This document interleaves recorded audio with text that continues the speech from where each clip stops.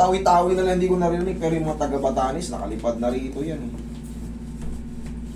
All over on na tayo eh. Tagay, musik, tanggalin mo muna, baka malaglag, sayang.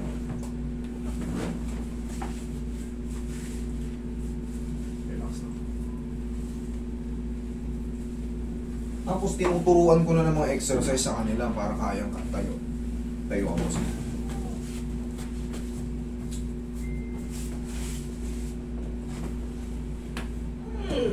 pumunta rin dito yan sa F. Hindi rin makaupo ng maayos yan, hindi makahiga. Pero nabira ko lang sa mga. Tagilid ka, sir. Tagilid. Kahit pa taga rito lang, hindi ko may binigyan ng session. May shop yan dito eh.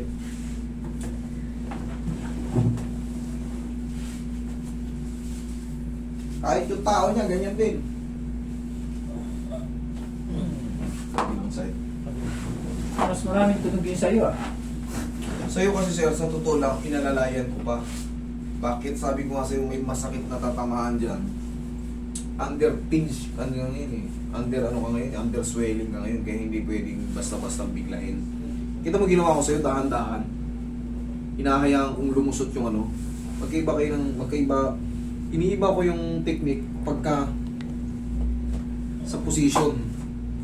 Yung condition pala, position, condition. Ihaya. Para hindi masyadong masaktan.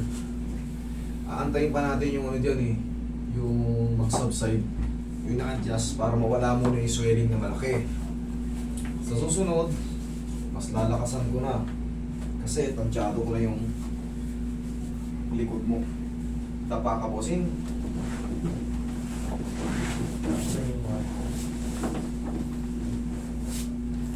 Tsaka sa'yo, hindi ko nila kasi, tingnan mo sa kanya, nakalubog ko. Sa'yo, protrude eh. Bukol.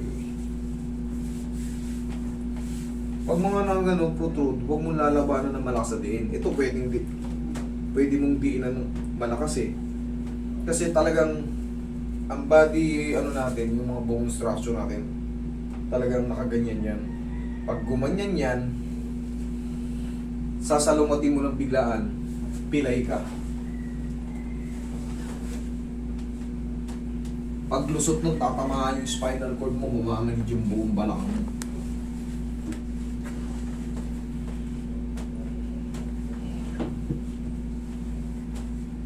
Kaya naman natin ang gradually yan eh.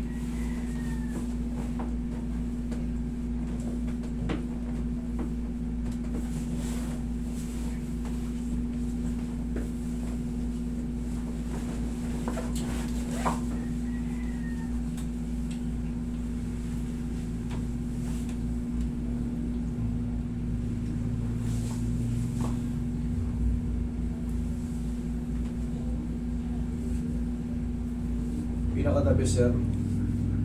Diba, nagaling ka na sa pa-check up ka na eh, no? Sabayan mo na ng mga vitamins sa nerve yan. Meron, nag-ano ako. Vitamin B, magnesium. Kasi hahayaan ko muna mag-subside. Kasi gano'n na mangyayari. Pag gano'n ginawa ko, yung standard procedure, every 2 days, 3 days, pag ginawa ko yun, gano'n din mangyayari sa'yo. Pero syempre, alam ko na, in-adjust ko na yung sarili ko. Kasi galing na bago ko umabot sa ganito, kami muna ang sinusubukan ganitohin. Kasi may training eh. Okay, inhale. Exhale. Yung tinuro nga sa akin, magiging yung kamay. In-adjust ko yung kamay ko. Ako na gano'n kasi na-experience ko eh. Ang sakit eh. Eh, ba't ko ipapadana sa iba? Eh, alam ko na nga. Siyempre, hindi naman lahat ng teacher tinuturo eh, susundin mo rin. Kapain mo rin kasi hindi naman basta sulat yun eh. Hindi naman quotation, hindi naman pwede mong sundin eh. Na method na gano'n eh. Eh, ito, personal mong alam mong masakit, idiin mo rin ng gano'n. Di, walang babalik.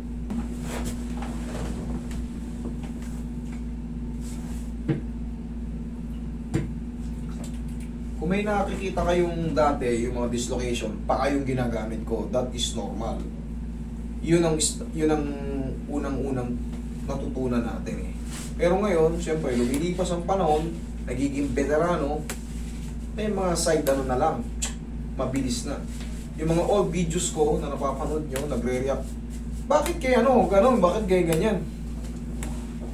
Ngayon nyo panoorin yung mga latest video magmula 2023 hanggang ngayon. Tignan nyo. Yung mga old videos ko, way back 2000, 2021, ano yun eh. Siyempre, yun yung unang-unang literal na natutunan natin. Kung ano yung tinuro sa'yo ng instructor mo, yun ang ma-adapt mo talaga. Pero katagalan, nag-i-improve, nagbabago yung mas natututo tayo ng easy way. Mga dislocated situation, madali lang yan.